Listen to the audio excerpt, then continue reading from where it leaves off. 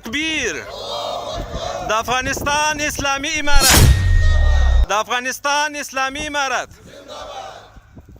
دا څنګه ورځ وه چې کفري دنیا کوي شاته سوه. د احد لسمه د عصر دجال د خپل سیاست د جنازې کټ په اوږو کړ. د احد لسمه کې مغروره نړۍ ماته سوه.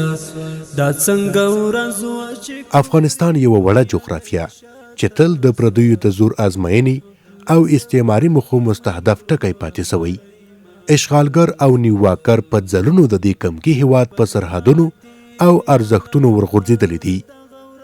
3 کاله دمخه هغه وخت چې د راغلي امریکایي ښکېلاک په مرۍ کې وروستۍ سلګۍ د وتو لاره غوښته.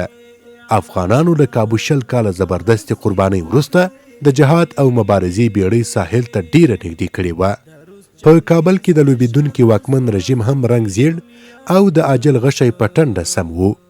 معمول دی چې اشغالګر او د مادیت بندگان له ایمان سره د ښکېل کېدو په لومړیو کې د غرور له برجه غږیږي.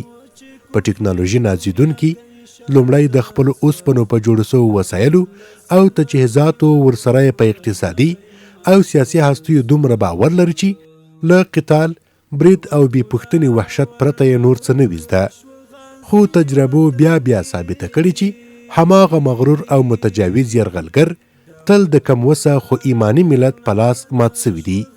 له کابو 20 کاله خونړۍ جګړې او نایابه ټکر وروسته د راغلي اشغالګر لښکر راوړی غرور او دبدبه دړې وړې او ورسره په مادیت او ټکنالوژۍ باور هم لکه د شګو پان ونړید. د افغان مجاهد ملت سرښندوی مبارزې له نه ستړي کېدونکي اوږده مزل وروسته د اشغال په وجود کې د ساه اخیستلو سیک وچ کړ. همدا و چې مغرور کفر له مقابل ایمانی ټبر سره د مذاکرې میدان ته داخل سو. مذاکره نه، دا یا له نړۍ نه د شرمېدلي شکست او بایللي سیاست د مخ پټولو هڅه وه. امریکا غوښتل نړۍ ته وښیي چې دوی د کوم مصلحت په اساس افغانستان پرېږدي. خو نه، د دې مصنوعي مکر تر شا د امریکایي اشغال مړ وجود او ماته ایډیالوژي سلامتي نړۍ لکه لمر داسې لیده. له 9 میاشتو مذاکراتي هڅو وروسته د نړۍ دغه لوی او مغرور کفر په خپل لاس د خپل شکست سند لاسلیک کړ. ایمان د سیاست په میدان هم لکه لمر وځلید. امریکا چې په نظامی میدان کې له ماتې خوړلو وروسته یې د مجاهد ملت د سیاست د بازو زور ولید، د 14 هیوادونو او سازمانونو د استازو په حضور کې د مادیت د لوی دجال د ایمان مخ ته د ماتې زنګون کت کړ. همدا د احد لسمه وه چې لوی څښتن ته الله جل جلاله د عزیز ملت بېدریغه قربانۍ قبولي، د فتح دروازه یې خلاصه او د نړۍ یو مغرور تاغوت یې د تشلاسې ایمانی ملت په لاس رنسکور کړ. د احد لسمه په دوحه کې د مجاهد ملت زعیم ملا عبدالغني برادر او د افغانستان لپاره د امریکا د ځانګړي استازي زلمي خلیلزاد ترمنځ د ټولو بهرنیو اشغالګرو د وتلو سند لاسلیک سو. دا لاسلیک یوازې د قلم کرښه نه وه چې د کاغذ په مخ راکش سوه. دا په حقیقت کې د حق په لاس د باطل د غوڅې سوي مرۍ غږ و. په حقیقت کې د باطل د غرور په ونه د حق د ثبات او غلبې د تبر وار و. کوم ګزار چې اشغالګر مجبور کړل په شکست معترف او د بیرته تګ موزي په پښو کړي. د احد لسمه د امریکایي اشغال د وتو او د هیواد د ازادۍ سند د لاسلیک ورځ وه.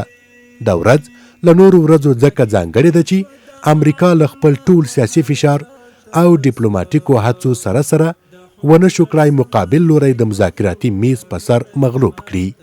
بالمقابل یې د سیاست په دې معرکه کې له 9 میاشتو تقابل وروسته خپل ضلالت، ماته، پړه او مغلوبیت ومانه او د احد په لسمه یې د دې هر څه په مخ د تایید کرښه کش کړه.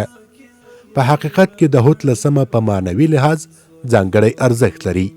په دې ورځ یو مغرور د خپل غرور د جنازې کټ پورته کوي، په داسې حال کې په خپل شکست او ندامت اعتراف کوي چې ټولې نړۍ د ذلت ځوړند سر او خړې سترګې مشاهده کړي. الله جل جلاله دې موږ ته د دې ورځې د عظمت او پیرزوینې د شکرانې توفیق راکړي.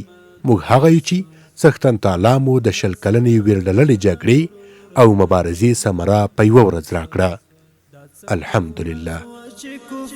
دنیا گئی شاته سوا د حد لسما کی مغرور نړۍ ماته سوا د خپل ماتي اعلان